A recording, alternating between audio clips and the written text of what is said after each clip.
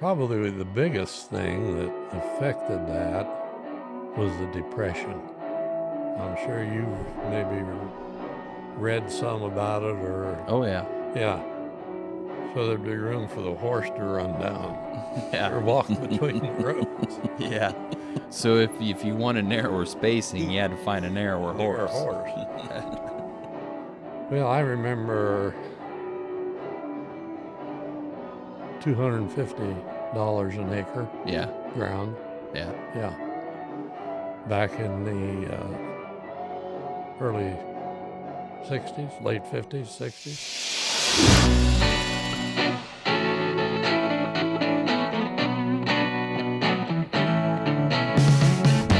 Welcome to the Talking Shed Podcast, where hosts Adam Fennig and Cody Sisko bring you honest conversations from the world of agriculture and beyond. Each episode dives into farm equipment, cover crops, nutrient placement, and real stories from the dealership. But that's just the start. You'll also hear talk about hunting, football, and the everyday topics that shape life in rural America. Featuring farmers, industry experts, and voices from the field, this is the Talking Shed Podcast. And thanks for tuning in. All right, guys, you're tuned into another episode of the Talking Shed Podcast. Creeping up on the end of December here, leaning in towards Christmas. We've got a special guest with us today. Grandpa Jim, how are you? Oh, I'm fine. How are you? Not too bad. We got Cody over here to my left. Yep. And yeah, you've been on a podcast before. Yes, it's been a while. We did one down at Louisville. That's right. Yeah, in the trailer with him and Grandma. Right. Mm-hmm. A couple of years ago. Yeah. It's been a while. Yeah, it has been a while. Yes, it has. You've made a few deliveries since then. Yes, that's right. And hopefully I'll be back at that here pretty soon. I've had a surgery on the shoulder, but it's coming around, so Yeah. I'm looking forward to getting back out at it. Did your doctor say when you went in for to check on your shoulder, was it from taking those corners too fast with the semi or? Well, he said that might be part of it. So I'll have to try to slow that up a little bit. Yeah. Yeah. Or maybe from reprimanding the boys growing up. Well, that could be. It's a Combination. what did he say? A 10 or 12 year ongoing problem that I had with the rotator cuff, Yeah. and but hopefully they've got it fixed now, and it's going to be okay. Perfect. If anyone has received a delivery from us in the last 10 years, decent chance it came from Grandpa. When did we get that first semi? That's a good question. It's probably been 5-6 years ago. Oh yes, more than that. I'd say probably 8 Okay. years ago. Yeah. Yeah. And so, a lot of this equipment was just getting too big for the trucks. And so Grandpa wanted to get a semi, and so we got a hitch for the semi, and he's traveled here, there, and everywhere making deliveries. So I bet a lot of listeners have had Grandpa on their farm dropping off or delivering, or whether it was a demo or whatever. But, man, this equipment, it takes something to get them moved around nowadays. Right. Well, the size of the equipment anymore, it takes something bigger than a regular truck to handle the weight and everything, and that works out pretty well. Yeah. And it's not necessarily pulling the equipment, it's getting it stopped. Right. This stuff, like these new big VRTs, the 30-footers, 35s, and 40s, I mean, you need to come to a stop and do something. It's going to take some breaks. Yeah, it could come up on you pretty fast if sometimes. Yeah. Yeah. What do you think is the furthest delivery that comes to mind? Furthest delivery, would probably be up there in the northeast Ohio. Yes, it takes a good 6 to 7 hours maybe Yeah. to get there Yeah. of road time. Yeah. Because, you're, That's a pretty good pull. yeah, you're limited on speed, of course. Right. Yeah. Now, of Right. course, with those SMV signs, they want to limit you to 25, but that's just wild. Yeah, it is. That I don't know how you could ever get anywhere. Yeah, it's it's all about safety when you're out there and everything, but the equipment is made with larger wheels, heavier tires, and that kind of equipment will take a little more speed and you can handle it and still be safe. Right. Where some of this equipment is, has the smaller tires and doesn't trail straight and, it just has more problems. But yeah, it's very time consuming. It's helped a little bit since we got the new hitch, though, right? Oh, yes. Yeah. Yes, that has helped tremendous a lot. Yeah, we've got one of those best way retriever hitches to where we can back up to anything, raise and lower it, and Right. that makes unhooking the tool pretty handy too, because you don't have to use the jack. You can just use the power of the hydraulic lift. So that slides right into the kingpin on the semi and basically converts your kingpin semi tractor into a bumper pull Right. deal as well. Right. But you also do a lot of the trailer hauling too, doing the detach, getting stuff up on there. Right. So Right. some of those wider loads. Yeah, there again, it's, all about safety and taking the time to get it chained down right and everything. And the trailer, I've always enjoyed using the trailer, but there's times when you're pulling a tool, it takes longer to get there, but all you have to do is drop it and pull the pin. Unhook. And you're ready to head back. But it's just another way of moving the equipment around, and it appears it's not going to get any smaller. So. No.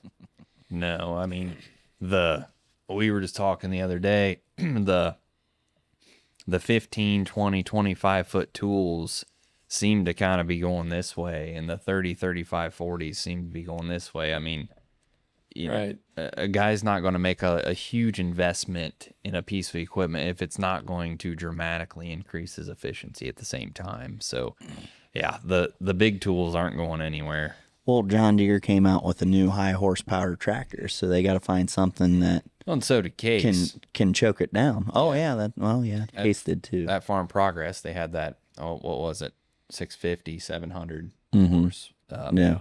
big one. But Yeah. it'd take a tool to really choke down that tractor, but really the 40-foot HSD or VRT would probably do it. Yeah. So from there, I guess there's a lot of different avenues we can go into. I wanted to also touch on kind of farming back when you were our age and what has changed and what you've seen. You did a lot with no-till, a lot of that kind of stuff. Why don't you talk us through a little bit, like you talked to us one time about spring plowing and how that was a big deal. Talk to us a little bit what your farming looked like. Like, let's say it was December and what did it look like at that time? Had you even got everything into the corn crib yet in December? And just walk us through that. Okay. briefly. Yeah, that was kind of our goal, to have everything harvested by December 25th, Yeah. Christmas time. And you put everything away and shut the barn door, and that was it. You didn't think about tillage or any preparation for the soil for the next year. So you went out in the spring and moldboard plowed everything. Yeah, if you had a good disc, maybe you could get by with just using it on some of the ground if you didn't have a lot of residue. But yes, you would go out there and you'd plow it, and then you'd work it a couple times, and it seemed like it took forever. But somehow or other we got it done. Of course, we didn't farm as much ground back then. We didn't have to be in, have a lot of acres. But then when no-till came in the picture, boy, we thought that was really something, a big improvement.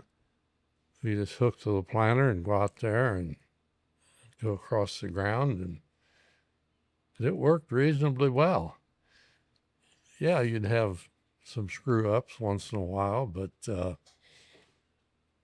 it was amazing how that program worked. And of course, then when it became more popular, the government, they subsidized some planters and equipment like that for farmers to try. So the soil conservation in our county purchased a planter, and my dad and I were kind of in charge of that planter, and we'd run it around to let different farmers use it. And they would charge them a little for it, but yeah, it was amazing to see.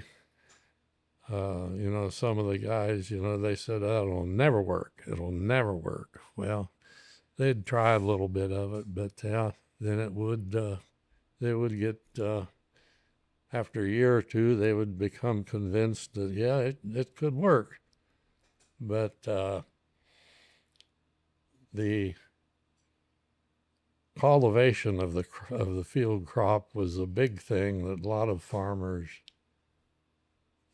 I guess, didn't want to give up because of the chemical cost and the fact that they'd never used chemicals before. It was always based off of a good rotation of grass, small grains, either wheat or oats, and then corn. And if they kept that rotation, well, the weeds seemed to be able to, he was able to keep them under control. But then as practices changed and fence rows were tore out more or less, and farming became from a small operation to larger, then the chemicals really came into play and saved a lot of trips across the field and really sped things up as far as acres that a guy could handle. And then come the wider equipment and bigger combines, and there's just been so many changes in the years that I've been involved that just makes you wonder, where's it going to go from here? Mm-hmm. You need to talk about your unis. The uni harvesters? Yeah. And we'll get there, but I want to touch on a couple things. You said spring plowing. I mean, what size plow are we talking?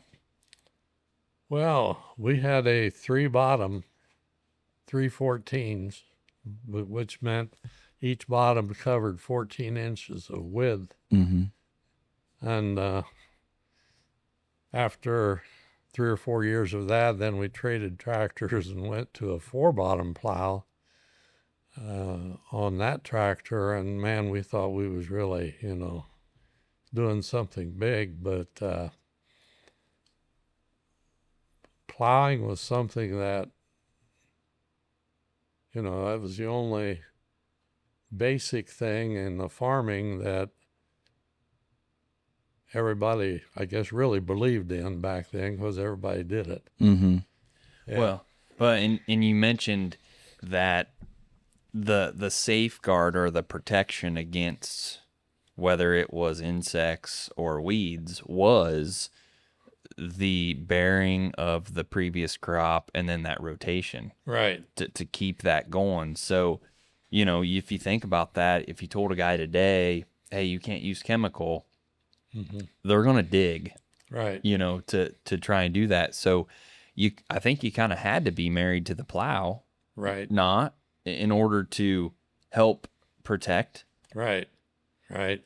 And back then, what kind of yield are we talking? Well, I remember when the county average hit like 125 bushel. That was a big thing. And that was probably, I'm guessing, in the late 50s or early 60s. Okay. Nitrogen fertilizer came into play back then. I just don't recall what year it was, but yeah, when we first started using the additional nitrogen, then we saw yields increasing, and a lot of things started happening after that. And you would shell that as whole ear corn? Everything back then was harvested as ear corn. And you would throw that in a corn crib, and probably a lot of guys around here would probably use it for feed. Or Yes. Or if it went to market, but most of the elevators, they had a facility where they could handle the ear corn. They would shell it, okay, you'd haul it right in. haul it right in as ear corn. Okay. I got you. But I would say a lot of guys around here, maybe even at that time, had livestock. Oh, yes. Everybody had some livestock, and there was maybe a little corn shelled in the field back then, but, it was a small portion of it. But combines were not used for shelling corn that much, but then once it started, why, it became a pretty good way to get it harvested. Mm-hmm. But getting it harvested with the ear corn was always a slow process.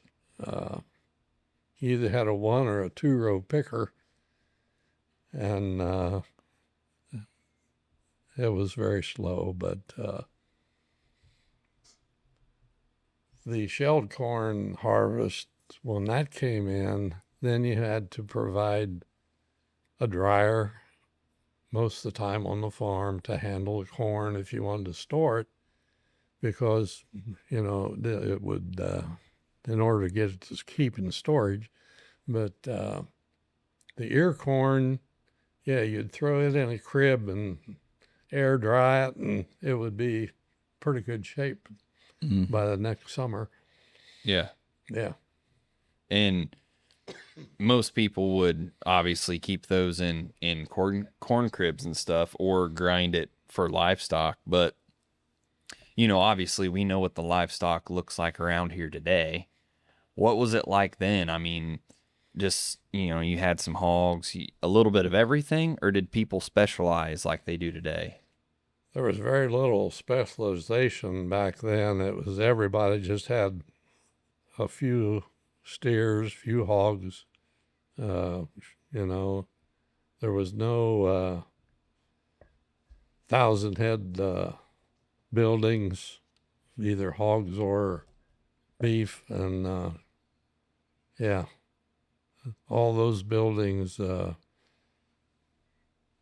probably came into, or they started back in the late 70s, maybe early 80s. But yeah, the livestock numbers have increased so much here in our area that well, you can just look at all the corn that is grown is pretty much all fed right here in the county. Mm-hmm. Oh yeah. I mean, the amount of trucks that you see today from an hour away or better that are, pushing corn into this area, Right. creates a good basis and everything. yes. And, that's, you talk to guys who the basis is sometimes a 50-cent difference from where Right. they live to where we live. Right. It's it's amazing, but you know, it's great if you're selling. It's great if you own land. Makes it tricky if you want to buy land. Yes. But speaking of that, what kind of number could you put on say a 40 sold back then? And how did it sell? Was it on auction, private? You know, what is it kind of like it is today? There was probably more of it done privately, unless it was a larger acreage, and then it was maybe made public. But, well, I remember $250 an acre Yeah. ground. Yeah. Yeah. Back in the early 60s, late 50s, 60s. Yeah. But you just didn't hear of much of activity of ground being sold.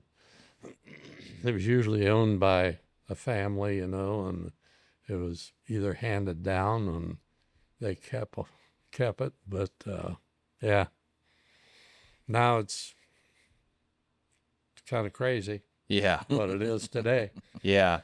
But you know, I wonder at that time was land looked at as the investment piece, or was it just kind of a way of life? Like, you know, It was more, I think, just kind of a way of life.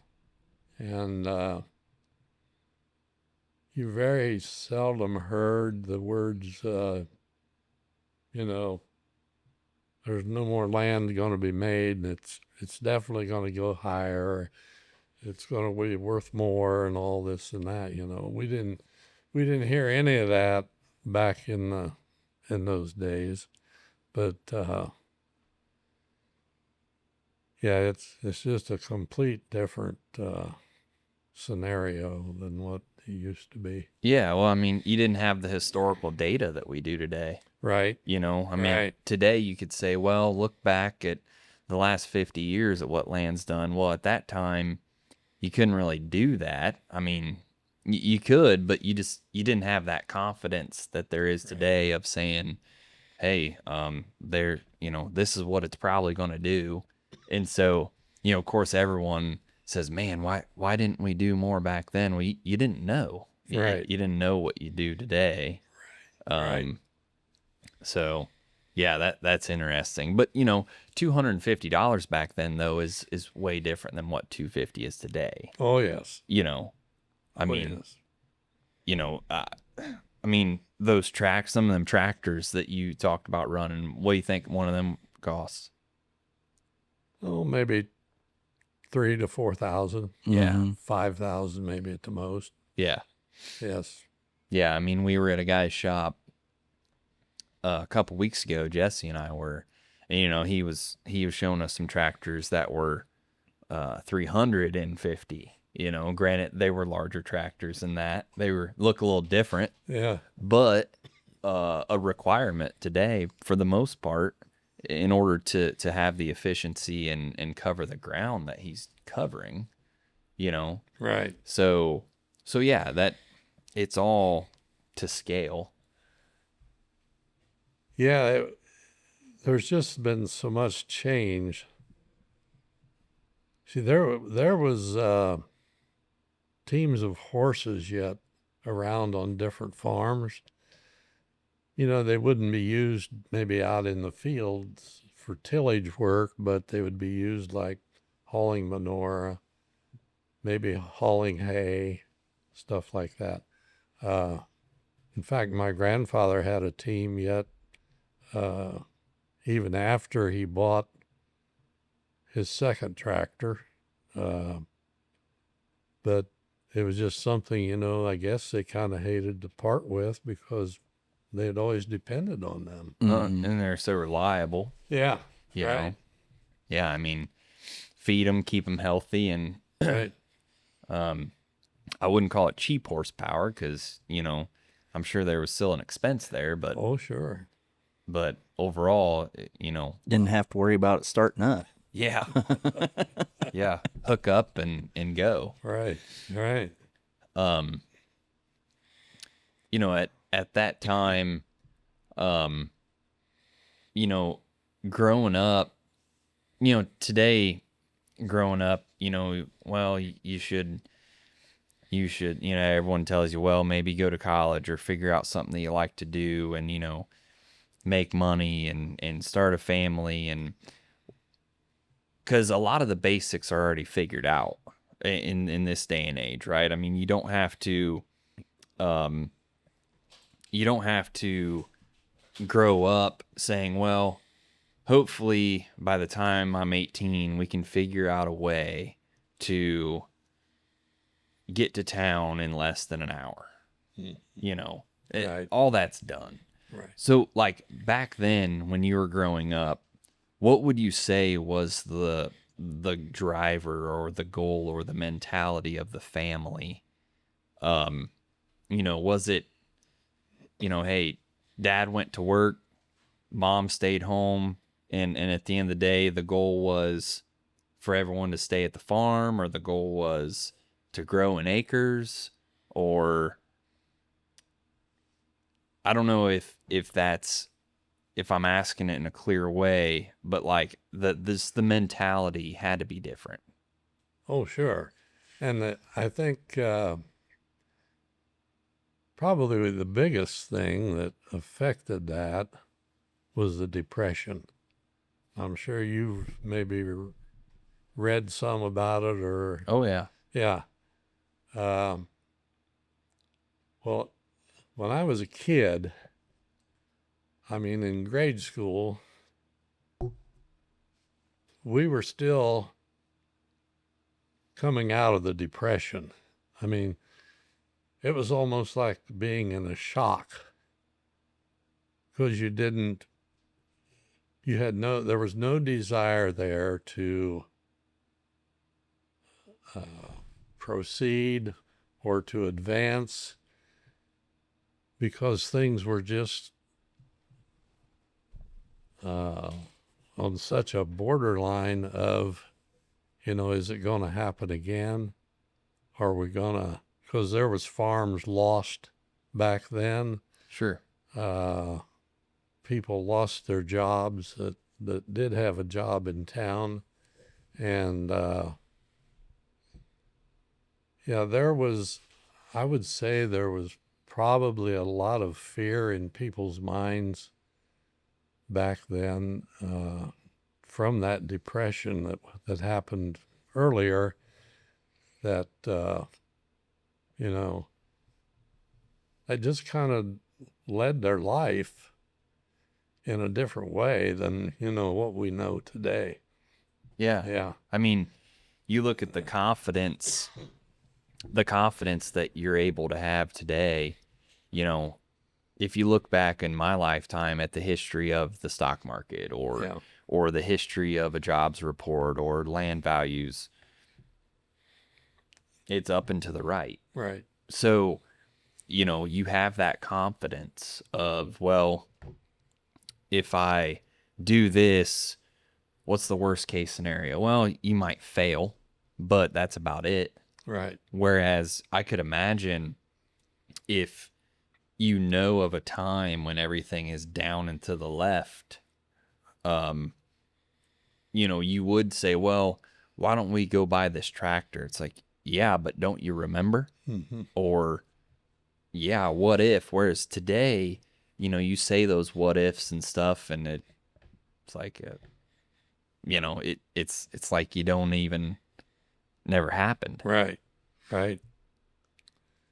Yes, today it seems like there's a lot of speculation, maybe you could call it. People are out there, I mean, they're hungry to buy ground. Right.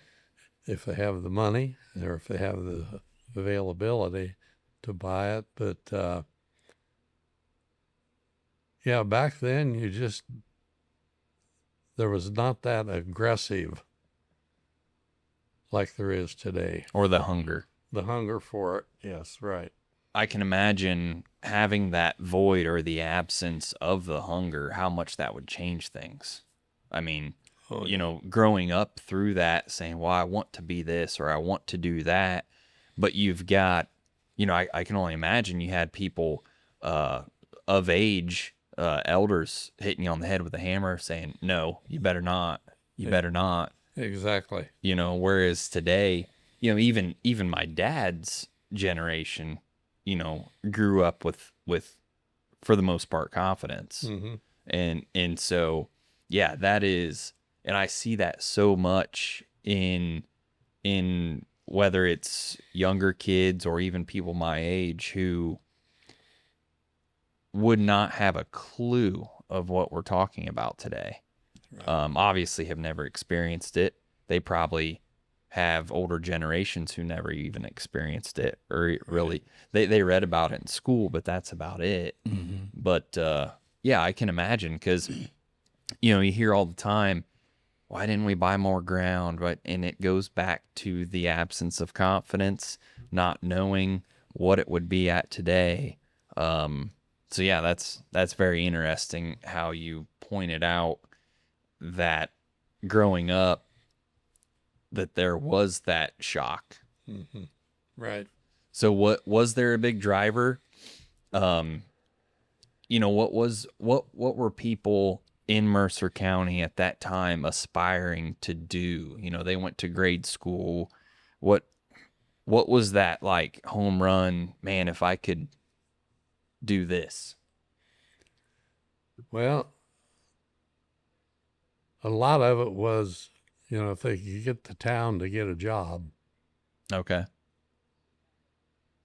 Yeah, there was probably 90% of the farmers, maybe more back then, were working an off-farm job somewhere or other for additional income. Yeah. Of course, back then the women, the wives did not work; they stayed home. But you know how that has all changed. But yeah, getting the off-farm job for that extra income was a big thing back then. And of course, one of the big manufacturers there was our new idea equipment manufacturer, Coldwater. Of course, it's no longer there, but yeah. So would you say that you know, obviously, of course, people, if they could have, would have liked to farm full time, or was that just completely out of the question? I think there would have been a lot of them that would have, if they could have, you know, gotten big enough to. Yeah. Yeah. Which at that time, you know, getting big in a short amount of time probably was unheard of. Right. Yeah. Dairy didn't really take off until, probably in the late 60s, early 70s. Then you saw some herds building up and guys milking more cows, but up until that time, it was just, maybe 15, 20 head. Yeah. Was the most. Yeah. Let's talk a little bit about the equipment that you ran. You know, you mentioned the plows and stuff, but what was the first tractor you remember on the farm? Well, the first one I remember was the H Farmall. Then we stepped up to the next size bigger. They came out with a new series, which was a 300 series. So we went to that. Then a few years down the road, we went to a 2-cylinder John Deere with the 4-bottom plow that I mentioned. And that was about the size of the equipment back then. So you had a plow, you kind of talked about the planters. Most of them were of what size? 4-row, 2 to 4-row. Yeah. And what was the spacing back then? 38s, 40s, 40s? 40 inch. And what was the reasoning for that? So there'd be room for the horse to run down Yeah. or walk between the rows. Yeah. So if you wanted narrower spacing, you had to find a narrower Or horse. horse. And Yeah. okay, you say for a horse to run down. What was the horse doing? Well, they would cultivate with it. Okay. Yeah. In season row call. Oh, yes. Uh-huh. And you say that this week, Dad sold a piece of equipment that is the first ever for Fennig equipment. Mm-hmm. Salford just released their newest product about a year ago, and it was a row cultivator. And that was what year-ish, roughly? Oh, in the 50s? In the 50s. And yesterday, Dad sold a 16-row Salford row cultivator to row cultivate. And these guys that bought it, what do you say? They're going to cultivate 2,000 acres a year, but they're going to hit it 5 times. They'll cover 10,000 acres of cultivating with this cultivator. Right. Yeah. And it's just so interesting how that is coming around, because we talk about it more and more, and what happens when all this stuff is resistant? Well, it's not resistant to iron, but you look at the organics, or you look at certain types of growing methods kind of catching some steam. I think Salford's onto something with this row cultivator. Yeah. And it's just funny that you mentioned that, and then this week we sold one. Yes. A piece of equipment that you could go find in the weeds. Granted, obviously this Salford one is totally different. Yeah, you got one in the weeds too. Yeah, oh yeah, I got a 6-row cultivator. I'm gonna use it this year too. I used it last year, but yeah, it's interesting how that is coming back. Yeah, it is. But yeah, so the horse would cultivate, Right. and the horse would cultivate because the tractors probably wouldn't go down the rows. They were probably center tired. Well, most of them were a row crop tractor, Okay. and the back wheels were adjustable in and out. And yes, they started making cultivators. Well, they were making them for the H farmals, the John Deeres. They had a cultivator mounted on the tractor.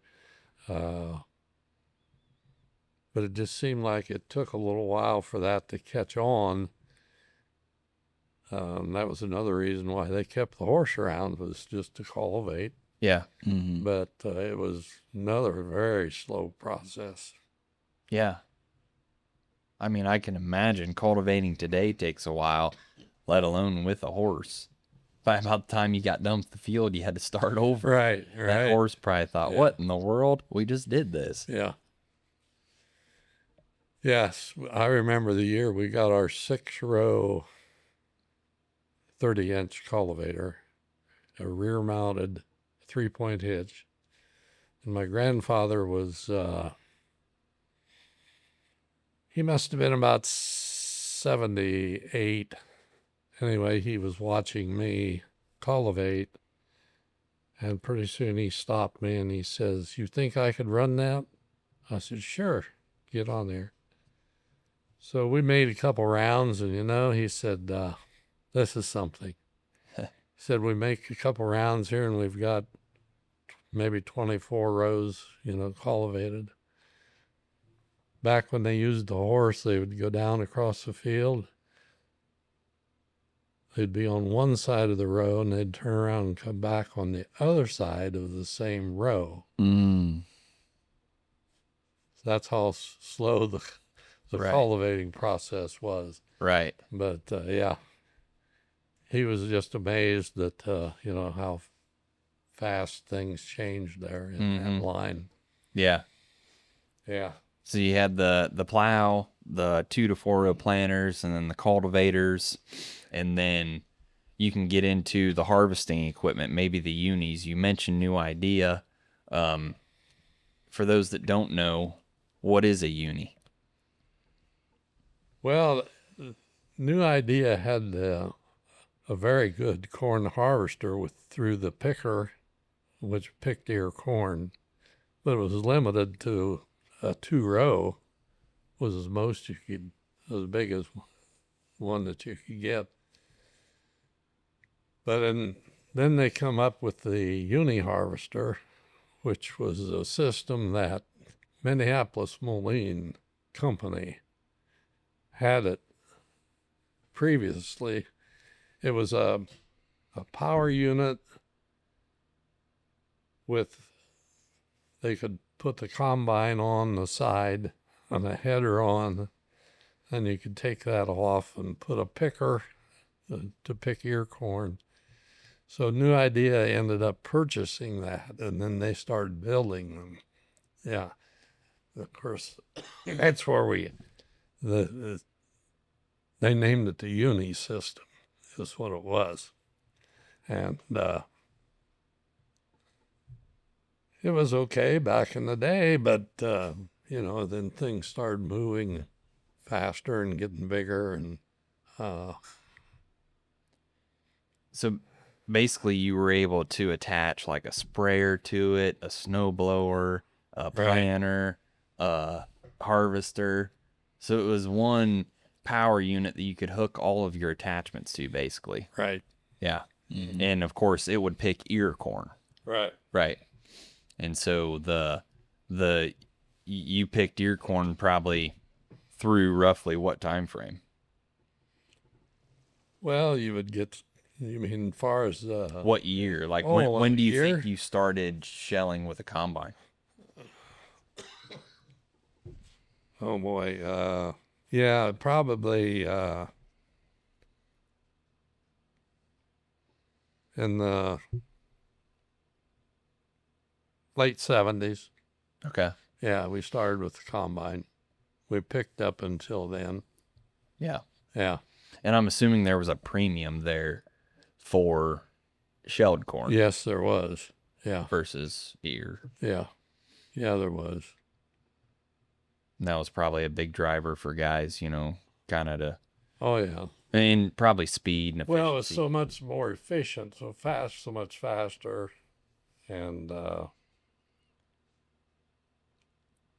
you could just get more done in a day's time, than handling all that ear corn.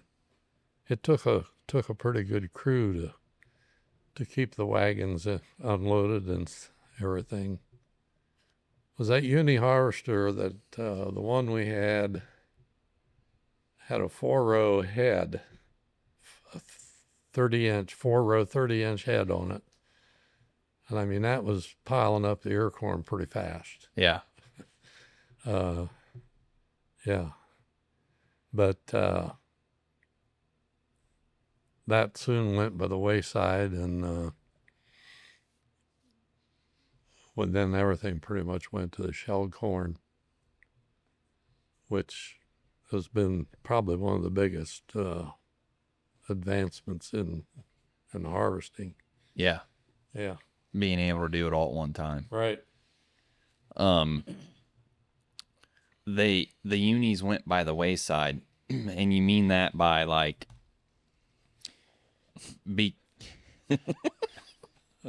because they were spitting diesel fuel onto the motor and the fan, and is that why they went to the wayside? Or Well, that did happen.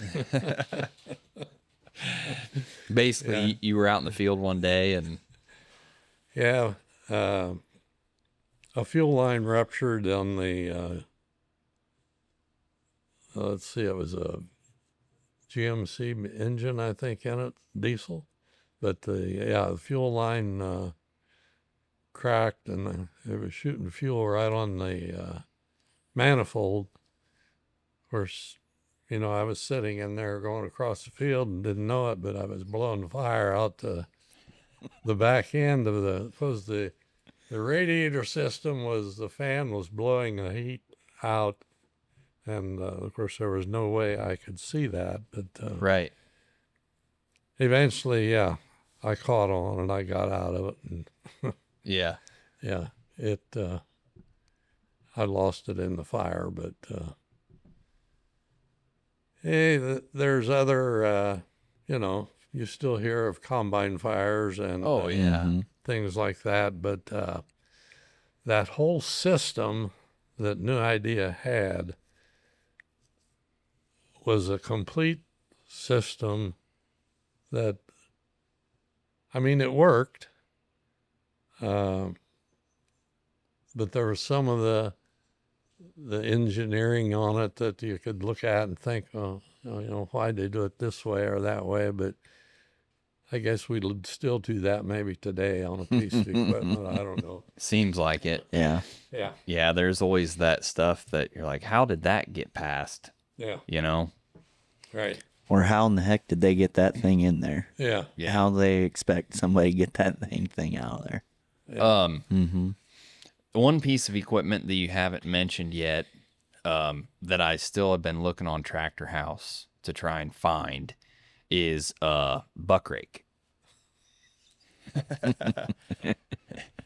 So the listeners are curious of the buck rake, how it used to work, and what you do with a buck rake. It was how they handled the hay.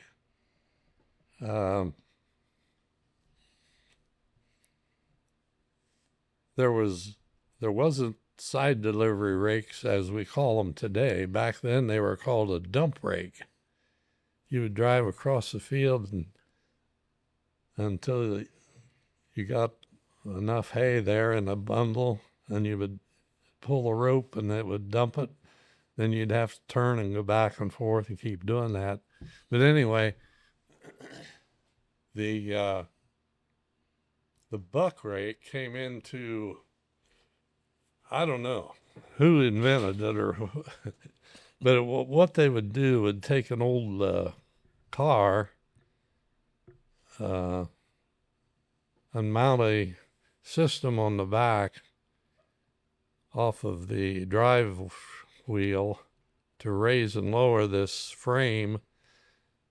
It was just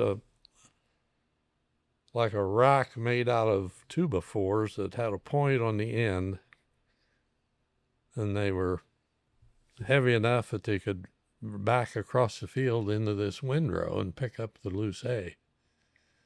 Take it to the barn, lower it in there on a sling, and then they would raise this sling up and get it over into the mound, and there'd have to be 2 or 3, 4 guys up there mowing back the loose hay. I mean, it was a mess, really, but that's the way they did it. Of course, then when you had to feed it in the winter, you had to go up there and dig it out almost, and I mean, it was dry, but yeah, the buck rake became popular I guess mainly it was an advancement in the way they handled the hay. Otherwise, it was done through the hay loader. Have you ever seen a hay loader work? You pull it behind the wagon. It drives over the windrow, and it'll pick up the loose hay and run it up on the wagon, and a couple guys will be I think I have seen one of those. leveling it out. But anyway, back to the buck rake. It was just an old car, and they'd cut the cab off of it and leave the seat and the steering wheel, and that was about it. But it was a big labor saver, really, back then. Yeah.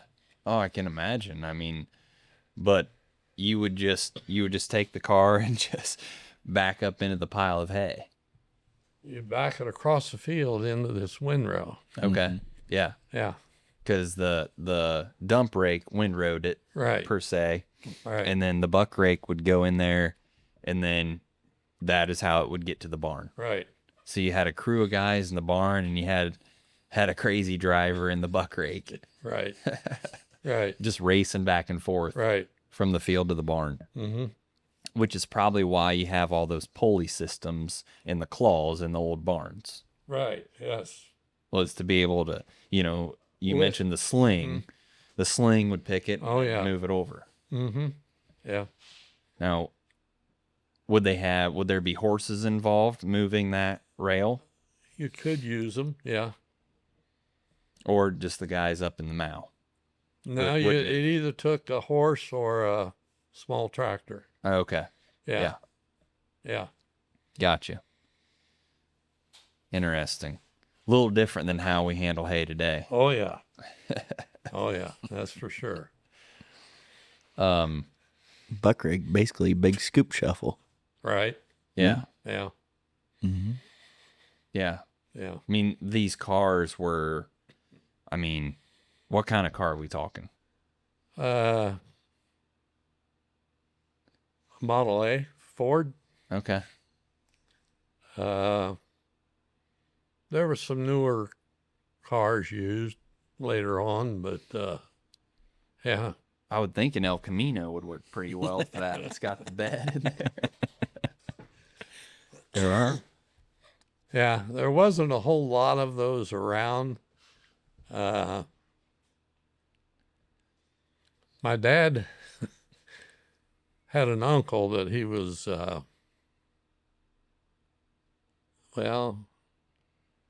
he was kind of instrumental in things like that. But that's how my dad got into it, was through him. And it turned out to be a circus plot. Well, it was between the thing catching on the fire or blowing a tire. There was always something wrong with it. Yeah. Well, it sounds like it, I can imagine that it was pretty hard on the car overall. Yeah. Oh, yeah. I doubt the car was really designed for that. But they were built better back then, and they had a pretty good frame on them. Yeah. Yeah. Yeah, I can imagine constantly fixing something. We have tire problems in fields today. I can only imagine back then. Yeah. But what else? What are some other things farming that stick out? This stuff that you would think that your dad or grandpa would think is just absolutely insane that we do today. Well, the overall picture of farming with the concept of no-till and the planting and and then complete chemical control. Yeah. And that has just changed the whole idea of the way farming was years ago. Yeah. Because didn't you guys used to plow, and then didn't you guys try beds one time? Weren't there beds that you tried the one time? Well, you could call it a bed, I guess. It was a system, a farmer designed it, planting in the wheel track. Yeah, yes, wheel track planning. Yes. Okay. Yeah. If you plowed in the spring at the right time, that ground would just fall apart, So we had a system of for a 4-row planter, we took an H Farmall tractor and set the back wheels out so each tire track would represent the 40-inch row, and then planted right in that track. That eliminated a lot of the weeds. We didn't cultivate. And the yield, we really saw an increase in the yield.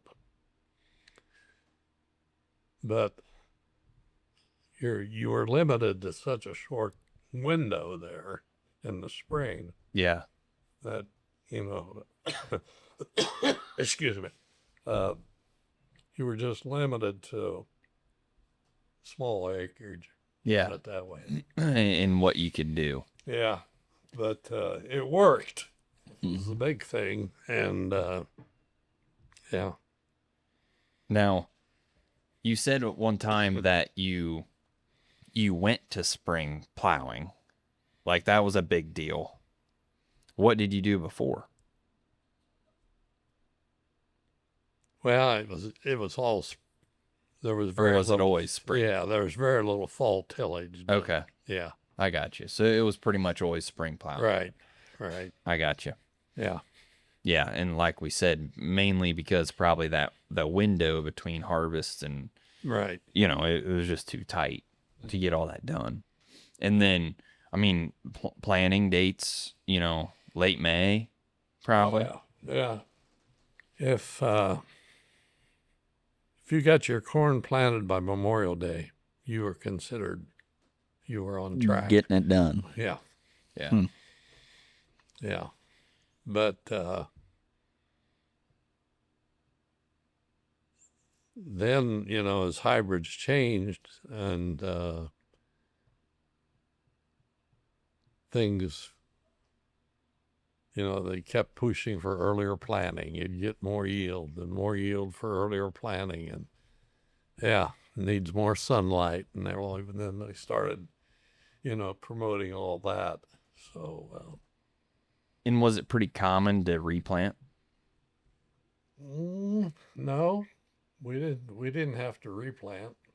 Maybe because of the later planting date? Yeah, I would probably think that. Yeah. Maybe you weren't pushing that date so hard Right. because it was dang near June. Yeah. Oh, yeah. We talked different phases of farming at that time. The livestock that you guys had back then, did you guys mainly have hogs or dairy or?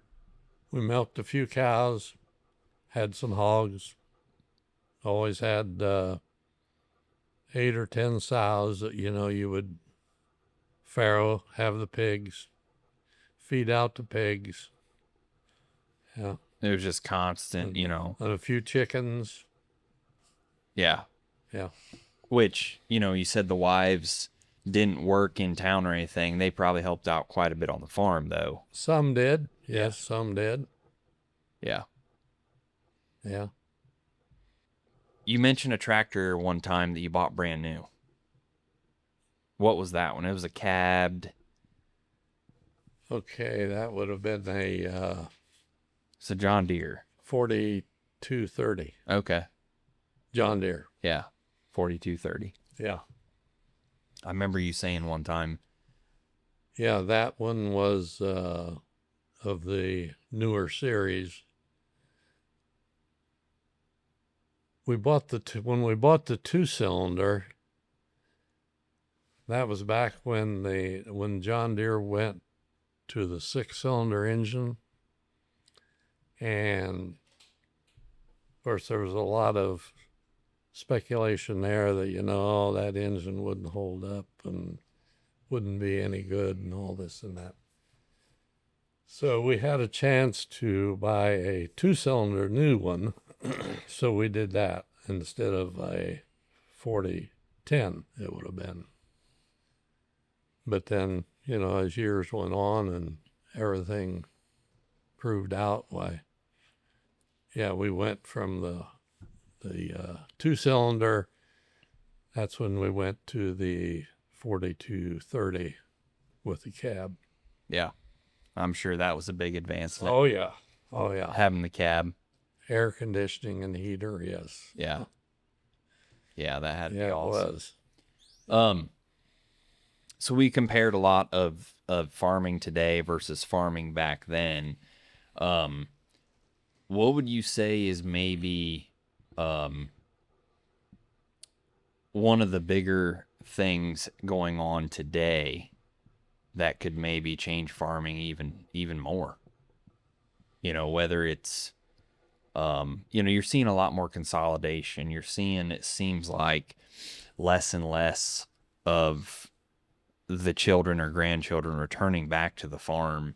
Part of it because land prices, and you can't afford to buy out the current owner. You also see a lot of solar moving in, a lot of outside investors. Mm-hmm. Whenever a guy's getting ready to sell his 500 acres, he's selling it to investors. Right. How do you see all that changing? I mean, as land value increases, it's getting sold to non-farming entities, which, being that we apparently have a huge surplus of crop and decreased demand, maybe that's what needs to happen. But at some point, we've got to find more use for our grain. But as we get more efficient, I think we're growing livestock on less grain, and we're figuring out at the same time how to grow more grain. Yes, I don't know. It seems like that's the way it kind of has been all along. They keep talking of increasing production, and we need more production. But then like right now, you look at the cattle industry with where it's at. That's something that, I've never seen before, being that far out of or off the scale. But and it'll take at least 2 to 3 years to rebuild that thing. Right. Yeah, you don't have more cattle just overnight. No. And yeah, it's different. Things are changing. I mean, it's different. Yeah. Yeah. And like you said, there's the unknown of what we don't know. Right. That you experience too. So, well, we're going to have to wrap up the podcast. We're running out of time on these SD cards, but we still got stories to tell. So we'll have to do this again. We appreciate you coming on, telling stories. It's always good to hear them. That was a lot of fun. But thanks for tuning in. Be sure to tune in to more of our podcasts, and we will have to have Grandpa Jim in here for another one in the future. Thanks for tuning in. Thanks, guys. Thank you. Thanks for listening to the Talking Shed podcast. If you enjoyed this episode, be sure to like, follow, and subscribe. It really helps us out. We drop new episodes every Wednesday, so stay tuned for more conversations from the shed, the shop, and the field. We'll catch you next time.